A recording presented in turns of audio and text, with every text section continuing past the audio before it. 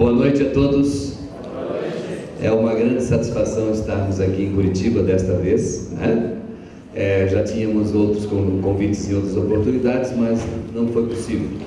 Eu quero inicialmente cumprimentar a Marlene e o Zé, casal presidente aqui da seccional de Curitiba, saudar com muita honra o nosso casal presidente do Conselho de Educadores, né? O Rui e a Regina, e me permito, em vossos nomes, saudar todos os demais membros da Escola de Pais aqui presentes, e de modo muito afetivo e carinhoso, saudar a minha irmã e meu sobrinho que aqui se fazem presentes, que muito nos alegra, e todos vocês que não fazem parte da Escola de Pais. Podem ter certeza que o acolhimento ao convite para este seminário resultará numa mudança talvez de alguns conceitos e concepções. Primeiro, porque não é todo dia que uma instituição voluntária sem fins lucrativos comemora 50 anos, né? Inclusive, Rui, a Escola de Pais, ela é tida como uma das poucas, se não a única entidade nacional sem fins lucrativos que não falhou nos seus 50 anos em nenhum dos seus congressos. É a única. Um aplauso à Escola de Pais, né?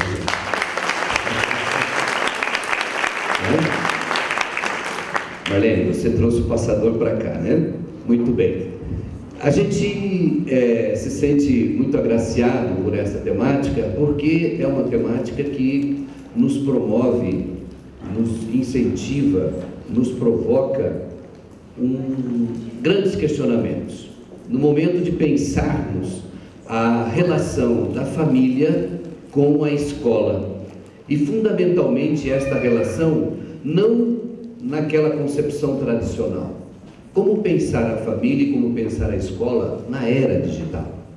O grande desafio está aí. Eu quero crer que vocês comungam comigo com esse pensamento. O grande desafio hoje da família e da escola é como gerenciar, como administrar esta era digital. Há necessidade de uma revisão profunda dos nossos paradigmas, porque nós estamos presos a inúmeros valores, cercados ainda nesta concepção analógica, vamos assim dizer, né? E quando se pensa todo o processo de independentização de um filho, né? Independentizar não é tão somente ter conta, ter dinheiro na conta. Não é independência financeira que nós estamos nos dirigindo. É independência afetiva, independência emocional e, fundamentalmente, independência na visão social que se tem da inserção na sociedade. O quanto nós precisamos da solidariedade humana. E há muita falta disso hoje no país, né? Não vamos entrar no mérito, escapando a nossas reflexões para questões de ordem política, mas nós precisamos abrir os olhos dos nossos dirigentes. Se todos seguissem o exemplo do nosso vereador, nós teríamos, nesta relação necessária, como ele muito bem salientou, né, uma participação efetiva das entidades sociais, movimentos voluntários com o poder público. E o poder público tem como dar e ser agente transformador da sociedade quando associa-se a essas entidades como a Escola de Pais, né? Nesse sentido, a temática de hoje nos leva a uma reflexão bastante curiosa e bastante preocupante. Eu trouxe uma transparência inicial para apenas fazer o seguinte registro, que uma das grandes crises hoje é a crise da interação, da interatividade, né? Foi-se falado há pouco que a internet tem uma grande habilidade, aproximar quem está longe e afastar os que estão próximos. Se vocês olharem aqui nesta foto, vocês têm uma sala como na tua casa, uma cozinha como na tua casa, aonde o seu filho está com um notebook, você está com um smartphone, quem sabe, não sendo suficiente, um notebook tem um smartphone ali do lado, a mãe aqui está o pai, tudo indica que é o pai, aqui está os outros dois filhos, cada um no seu mundinho.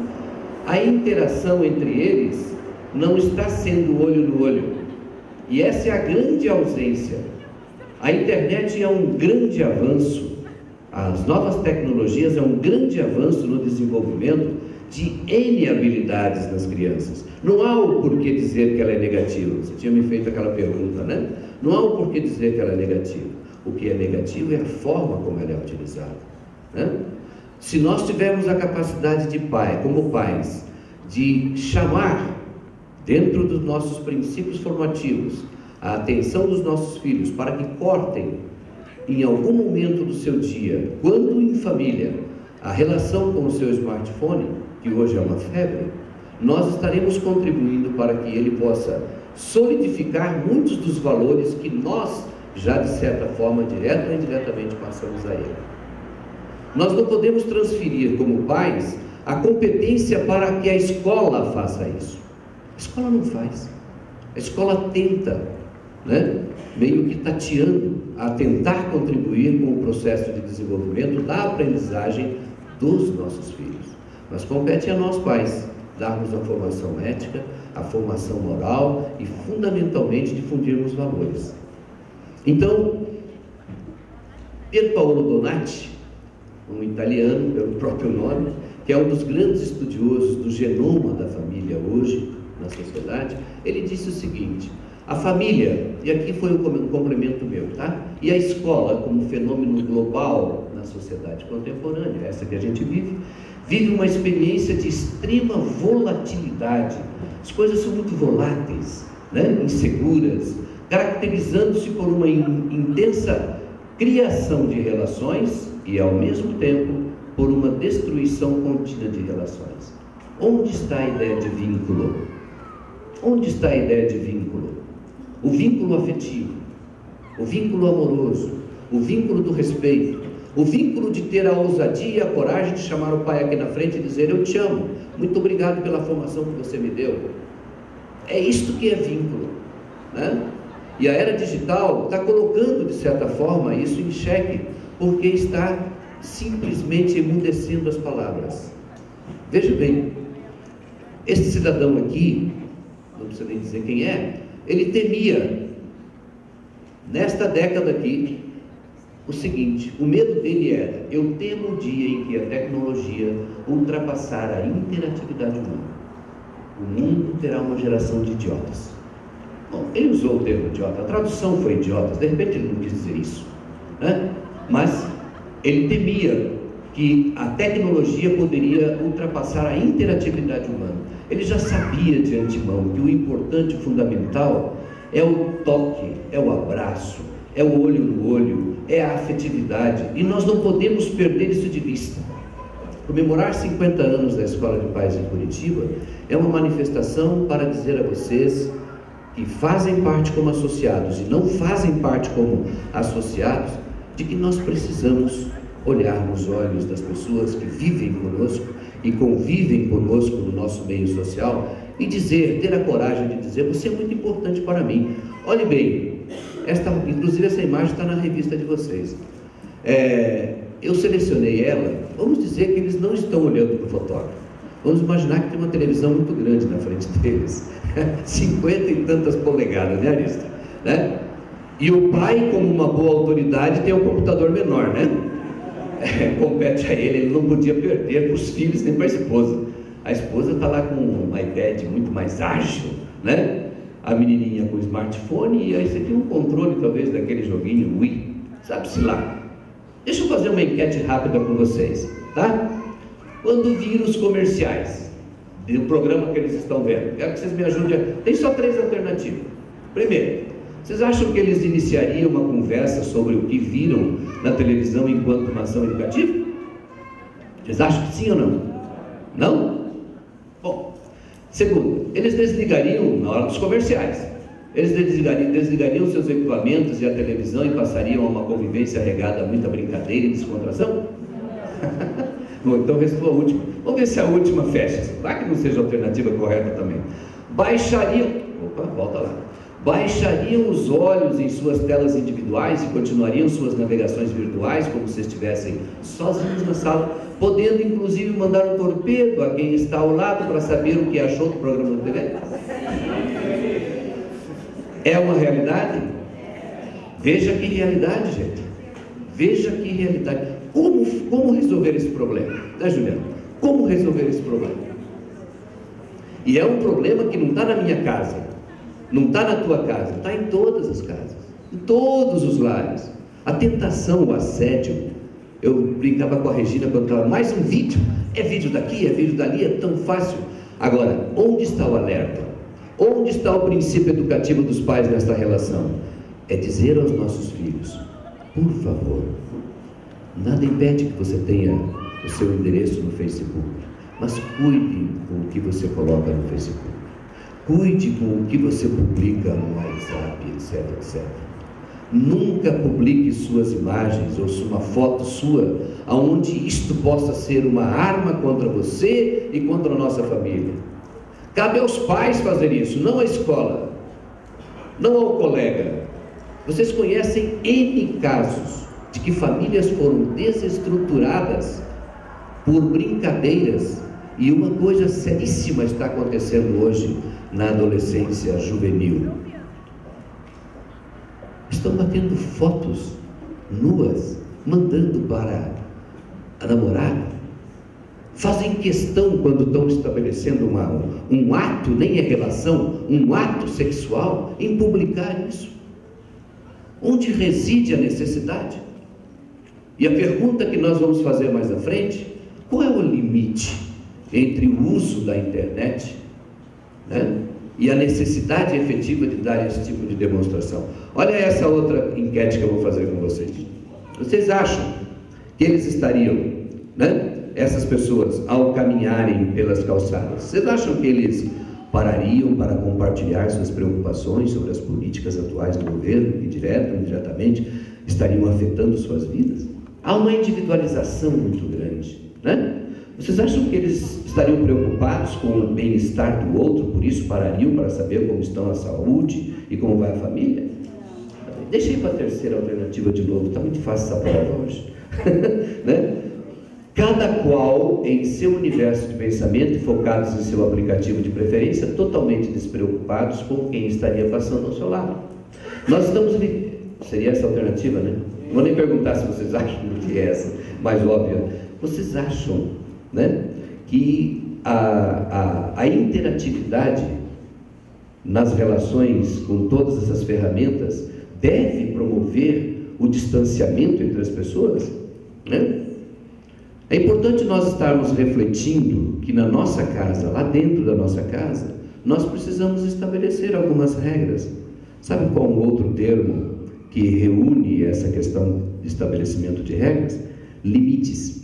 Nós precisamos aprender a estabelecer limites. E não só dizer sim, dizer não. Um não orientativo, não um não autocrático, um não autoritário. Um não onde as pessoas percebem que é necessário repensarmos ou pensarmos alguns dos nossos comportamentos. E isso começa desde a primeira infância. Muitos autores dizem, se você não quiser ter um aborrecente em casa, se você quiser ter um adolescente ao invés de um aborrecente, esteja preocupado com a primeira infância e meninice. Comece desde lá. Comece a semear e plantar desde cedo. Né? Caso contrário, você vai pagar um preço muito alto. E podem ter certeza, a responsabilidade recai sobre os pais, não sobre a escola. E nós temos que ter a coragem de assumirmos esse risco e assumirmos esta responsabilidade. Veja bem, ao longo do processo evolutivo de nossa espécie, as inovações tecnológicas, de um modo geral, elas produziram sempre um novo homem, né? Que se adapta e transforma a sua visão de mundo e que, por consequência, provoca interferências no meio ambiente, nas famílias e na sociedade, né? O avanço das novas tecnologias também está dentro desse processo evolutivo. Nós estamos, mas espera lá, o homem já está concebido, formado, tudo certo, nós já saímos de todo esse processo evolutivo, mas será que nós vamos chegar nisso aqui? Isso é impactante, né? É impactante. E já existem estudos e experiências de colocar cérebros em máquinas, cérebros falantes, cérebros pensantes em máquinas. Agora, em que pese se isso vai resultar em um ser humano, a ciência é maluca mesmo. Acontecem muitas coisas na calada da noite que a gente não sabe, mas é preocupante. Para todos os efeitos, o momento é de rever os nossos paradigmas com relação a como administrar esta situação virtual que acontece dentro da nossa casa. Nesse sentido, nós estamos experienciando sim algo novo, a era do Homo sapiens digital, ou a era do indivíduo com sabedoria digital. Veja que na década de 70, os estudiosos diziam que o que importa é a informação. Pessoa que tem informação tem poder. Nessa época, ter título de ensino superior era poder, década de 70. Na década de 80 não bastava mais a informação, bastava o conhecimento. Tinha que ter conhecimento, não a mera informação, né? O conhecimento pressupõe que você tem domínio, é dono do que você efetivamente está produzindo. A década de 90 já exigiu uma outra postura. Não basta você ter informação e conhecimento, você precisa ter habilidades. E nós estamos entrando no primeiro quartel do século, estamos quase na metade do primeiro quartel do século 21. E que tipo de exigência requer hoje? Habilidades virtuais, habilidades digitais, né? A era digital. E isto faz com que a gente comece, nós que somos de outras gerações, né? Outras que eu digo porque há toda uma subdivisão, inclusive na revista de vocês, vale a pena olharem os artigos aí, tem uma matéria onde eu acho que até o Ariston que discute as diferentes concepções e formações das gerações, né? Baby Boomer, geração X, geração Y, e a geração que nós estamos convivendo, que é a geração Z, né, professora? Aqui nós temos muitos educadores e sabem perfeitamente o quanto é complexa essa relação também lá na escola. E não basta a escola investir em novas tecnologias. Tem que investir na capacitação das pessoas para saberem trabalhar com essas novas tecnologias dentro do universo de representação imaginária desta criançada. Olha o desafio. É muito complexo. Nós estamos ainda presos a uma educação positivada, formatada, né? Uma educação nem dialógica, é monológica, né? Que tipo de incentivo tem? É o que eu estou fazendo aqui, ó, monológico, né? Que tipo de incentivo tem o aluno para... Agora, eles estão muito mais mais que nossa frente. Eles têm muito mais habilidades, né? Nós vamos ver na sequência um videozinho que nos mostra, talvez muitos de vocês conhecem, mas é bem apropriado, que nos mostra como vivemos uma era do off e do on. A gente percebe por esse vídeo, né? Uma correlação de coisas que estão sendo desligadas no dia a dia, que são valores. Aqueles valores que os nossos pais nos ensinaram e que a gente tentou passar para os nossos filhos, eles estão sendo desligados. E estão sendo conectados outros tipos de valores. Então, se o dimensionamento ou o redimensionamento está centrado nos valores, nós precisamos sim, como pais, rever isto. Eu acho que a reflexão desta noite nos leva, contribui no sentido de estarmos repensando o nosso cotidiano lá dentro de casa. A Escola de Pais é uma entidade que trabalha preventivamente, né? Ela trabalha com a antecipação de alguns problemas. Inclusive é comum a gente ouvir na Escola de Pais, por conta inclusive da excelência do seu Conselho de Educadores, que nós temos aqui nesta noite o casal presidente do Conselho de Educadores, pessoas de alto quilate teórico e capacitado para refletir situações concretas do dia a dia de forma preventiva. E a gente vem sempre, nesses anos todos, né? Que estamos acompanhando a Escola de Pais, e aqui em Curitiba há 50 anos, aprendendo a cada dia e vendo que o fundamental de tudo isso é passarmos valores esses que estejam enraizados no afeto, no carinho, no amor, porque a grande satisfação nossa, como disse no início, é ver os filhos independentizados, capazes de tomar decisões, capazes de saber dizer sim a um cigarro de maconha ou não a um cigarro de maconha, com consciência, capazes de dizer, neste momento, estou preparado para começar a minha vida sexual. Capazes para dizer ao traficante que está na porta dos colégios: comigo não, amigo, por favor, respeite-me como pessoa. Quem vai tomar essa decisão? Somos nós que vamos tomar essa decisão por eles? Não, são eles, mas nós temos que habilitá-los. Por isso, o grande processo de formação é habilitar, é instrumentalizar, é dar possibilidade para que o nosso filho tenha a capacidade, tenha a coragem de dizer o não na hora que tem que dizer não, com consciência, né? E saber ter jogo de cintura para desviar dos tangenciamentos do perigo. A internet, ela é excelente, mas ela traz também os seus riscos. Nesse sentido, a gente precisa, volta e meia, revisitar autores como Nicholas Carr, que escreveu um livro fantástico sobre geração superficial. Lipovetsky, que trabalha a metamorfose da cultura liberal. Paulo Freire, nosso antigo e saudoso Paulo Freire, Pedagogia da Esperança. Sigmund Bauman, Modernidade Líquida. Esta autora aqui vem se revelando como uma das grandes cabeças reflexivas na era digital. Ela escreveu, não sei se já está traduzido em português, né? Sherry Turkle, Juntos, Sozinhos. Mark Prensky é hoje um fenômeno, é um professor de matemática americano. Foi ele quem cunhou esses dois termos, nativos digitais e imigrantes digitais. O Ulrich Beck, que fala da sociedade de risco, e Pier Paolo Donati, Genoma Social. Apenas a gente procurou resgatar alguns desses autores e sugerir a vocês, em termos de processo formativo, que de repente possam estar buscando, né, um complemento da informação. Hoje nós estamos sendo provocados a desconstruir valores e conceitos e reconstruir novas concepções de mundo que estejam atreladas aos novos tempos. Seja no plano de políticas educacionais de modo mais abrangente, seja no plano da cultura familiar, que envolve crenças, usos, costumes, né, e valores, e seja também no campo educacional, nas práticas pedagógicas.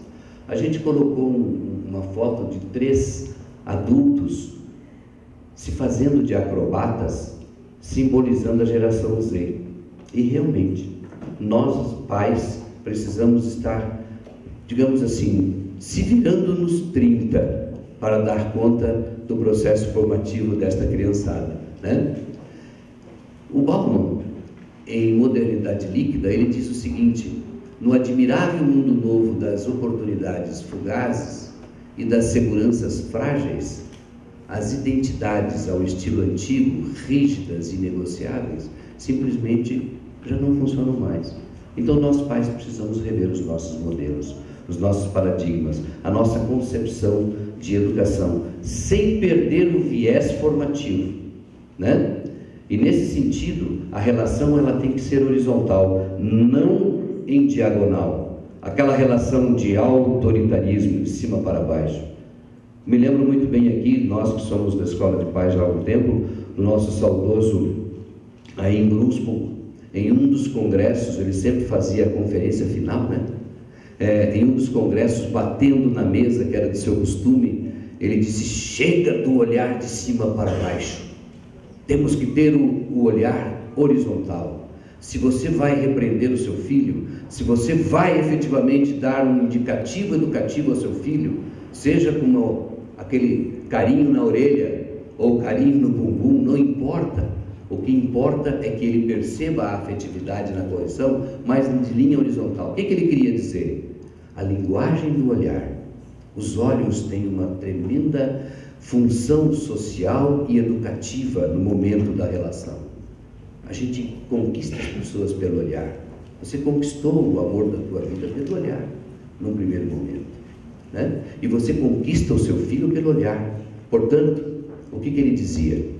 Ele disse o seguinte, que a concepção horizontal de educação é isso aqui, ó. Se coloque na altura do pequeno, não isso aqui, né? E o grande medo, a grande decepção de uma criança no momento de uma repreensão, sabe o que é? E aí Grunspun e o Isaac Menil que nos trouxe essas informações, a partir de estudos psiquiátricos e psicológicos.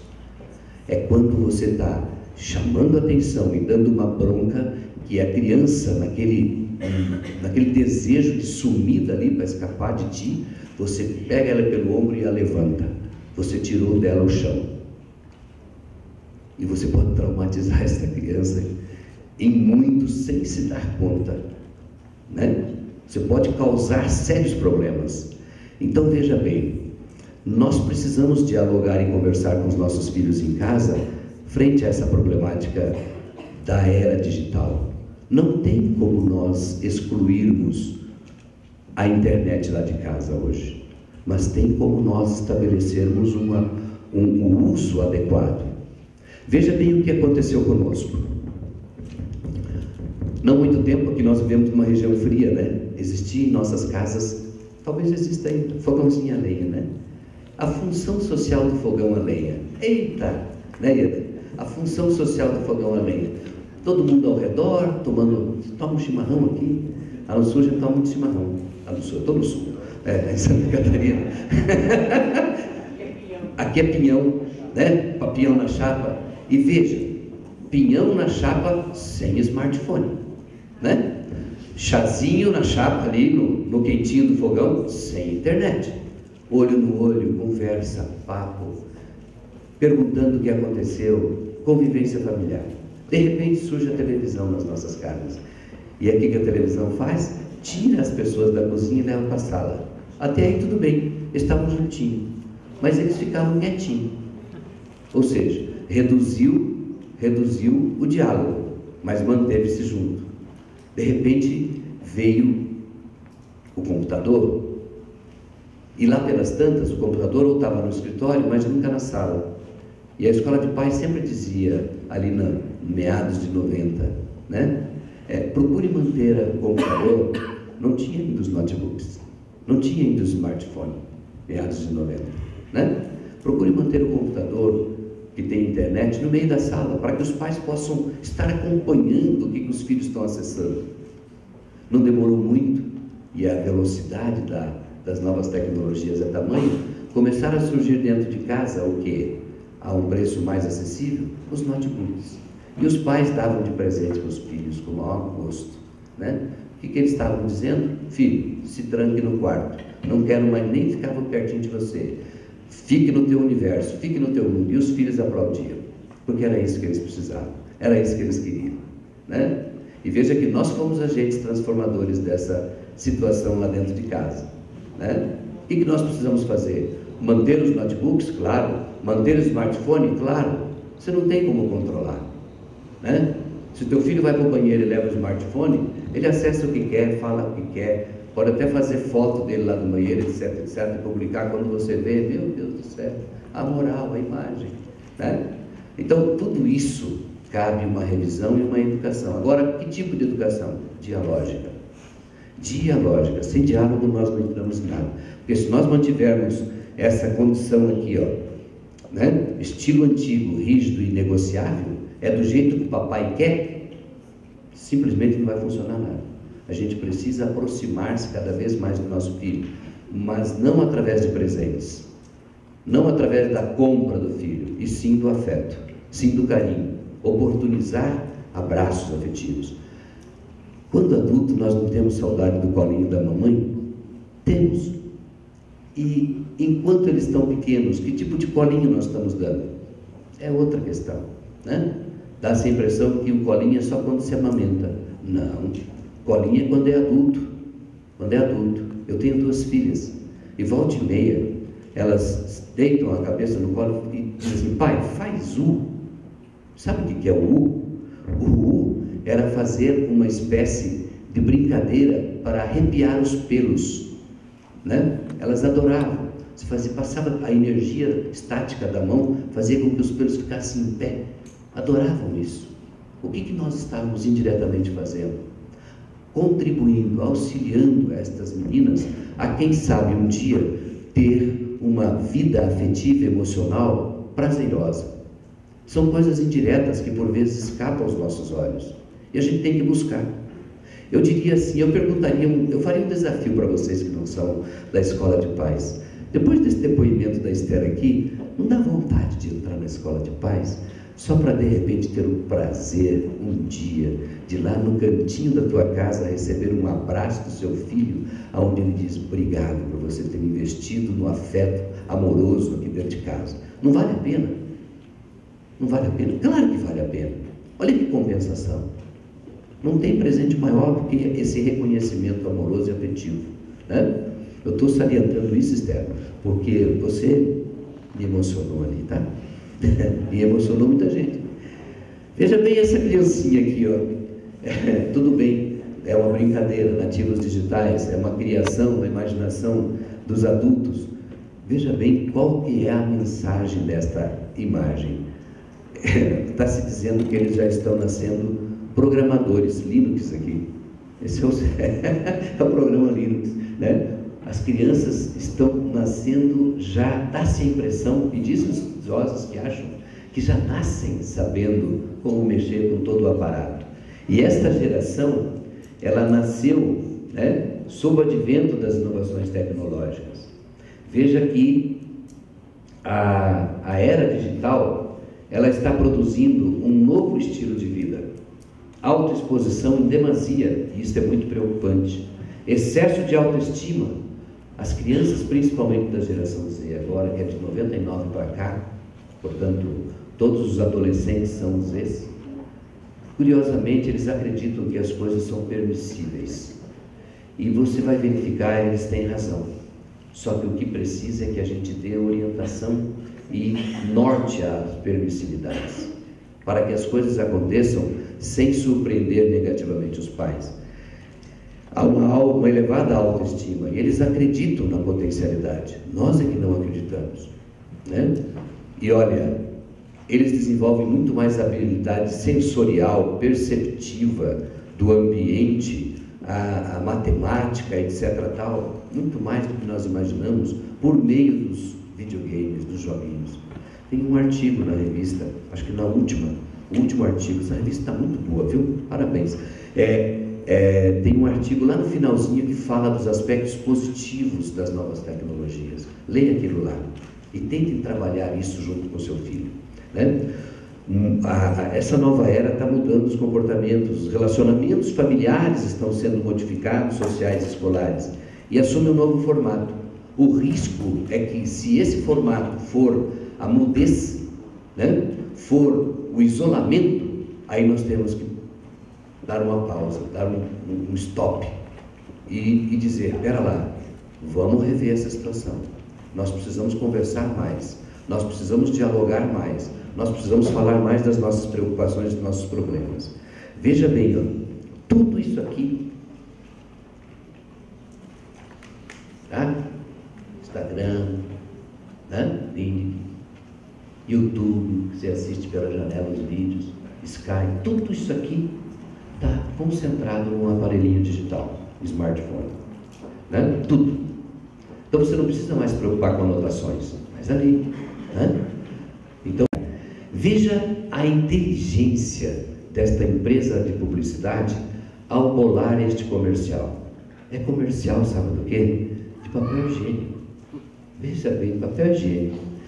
E o detalhe, eles mostram o quanto ainda o homem entende-se o cabeça da família. Eles acabam mostrando uma concepção machista enraizada na capacidade maior que a mulher.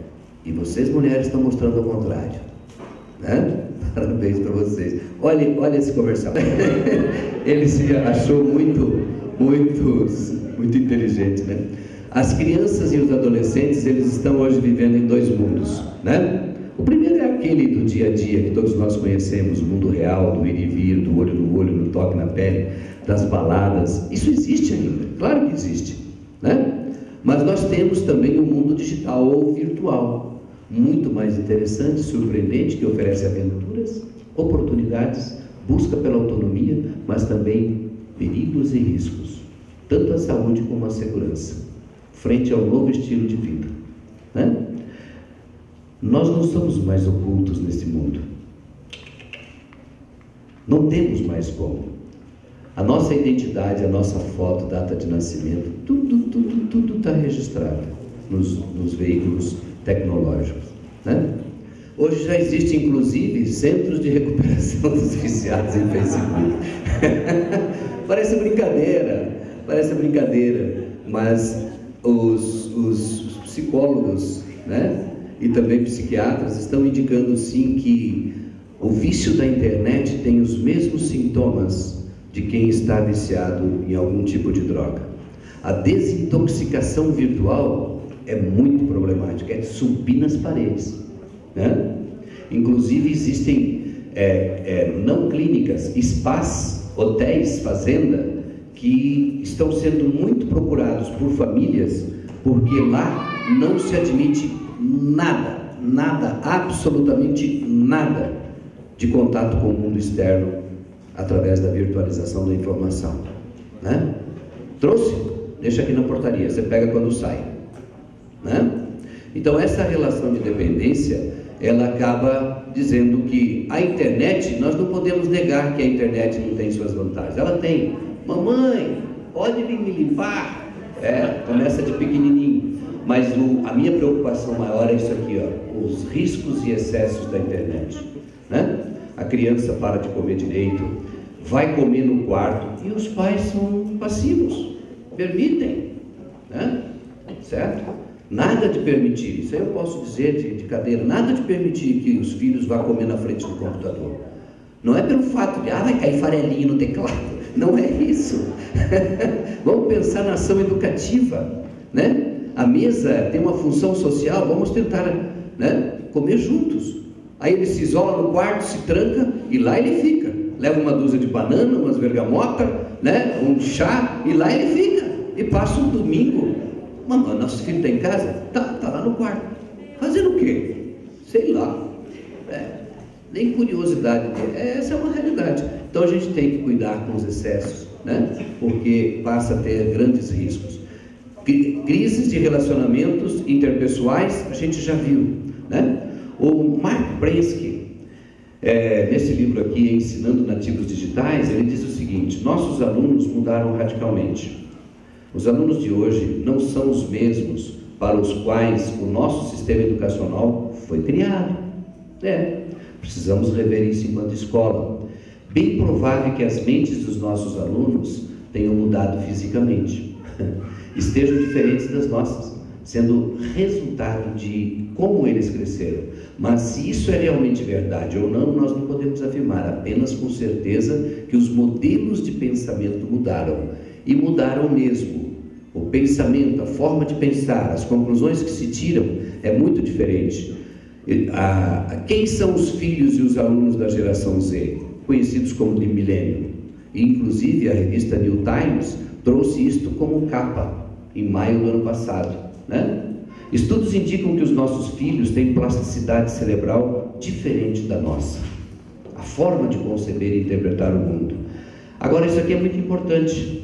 Não nos preocupemos se esses jovens e adolescentes esquecem as datas de batalhas importantes da história. Eles podem procurá-las.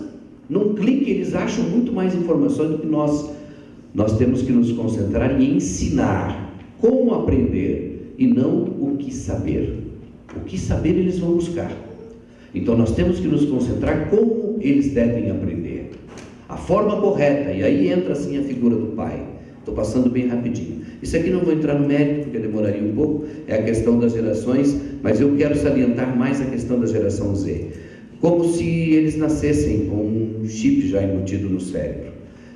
É uma geração calculista, esses pequenos. Eles são práticos, são imediatistas. O poder de concentração é bem menor. Agora, isso também é relativo. Que eles estão lendo menos, eles estão lendo menos.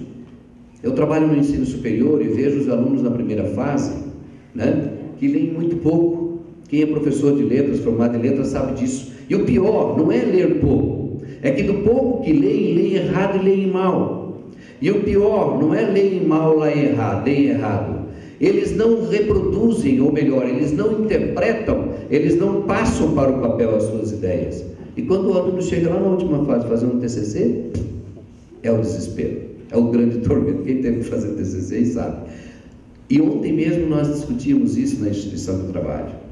O grande problema está na estrutura pedagógica, na matriz curricular dos cursos. Tem que se fazer isso durante o curso e motivar de forma diferente, buscar as estratégias que eles conhecem. Veja que essa criançada nunca conceberam um planeta sem computador, chats, telefone celular. Eles são de 90 para cá, eles não conhecem o mundo a não ser a partir da internet. Não conhecem a vida antes da internet, redes sociais, smartphones, notebooks, iPhones, etc. E eles atuam sempre nessa perspectiva da multitarefa. Veja bem, como é que nós podemos criticar uma criança dessa que consegue desenvolver consegue desenvolver as suas atividades com 4, 5 influências de concentração? E consegue. Nós não conseguimos, né? Televisão ligada enquanto se estuda para uma prova e fones nos ouvidos ao redigir um trabalho escolar são cenas muito comuns no cotidiano dessa geração, né? Qual é o limite entre a real necessidade e a pura compulsão por tecnologia? Essa é a questão. E aqui está uma outra foto também que aparece na revista de vocês, né? Aquele autor, o coordenador de dos trabalhos, não sei se é na USP ou onde que apareceu no vídeo, ele diz exatamente isso. O uso da internet começa a ser prejudicial quando o indivíduo literalmente passa a trocar as experiências que ele teria no dia a dia pelas experiências que ele teria na vida virtual. Então nós não podemos trocar essas experiências. Conviver é viver com, é se relacionar, é trocar ideias, né? Eu queria também só trazer uma concepção da realidade virtual a partir de alguns daqueles autores que a gente citou ali. Na atualidade, as relações elas são produzidas, consumidas, modificadas rapidamente, conforme Lipovetsky, parecem fluidas, né? De acordo com a linguagem de Lipovetsky, ou líquidas, na expressão de Bauman, ou ainda flutuantes, como prefere Donati. Esses autores eles discutem essa questão do processo de formação, e o exemplo melhor eu encontrei em Bauman, segundo Bauman. Ele usa, num dado momento, um dos seus livros sobre identidade líquida, ele usa o exemplo de uma torneira d'água caindo água nas suas mãos, e a água escorrendo pelo vão dos dedos. E ele diz isso, ele diz, na atualidade, a educação está tão fluitiva que você deixa escapar pelo vão dos seus dedos a oportunidade de olhar nos olhos e dizer: eu te amo, vem cá, tu é meu, no bom sentido.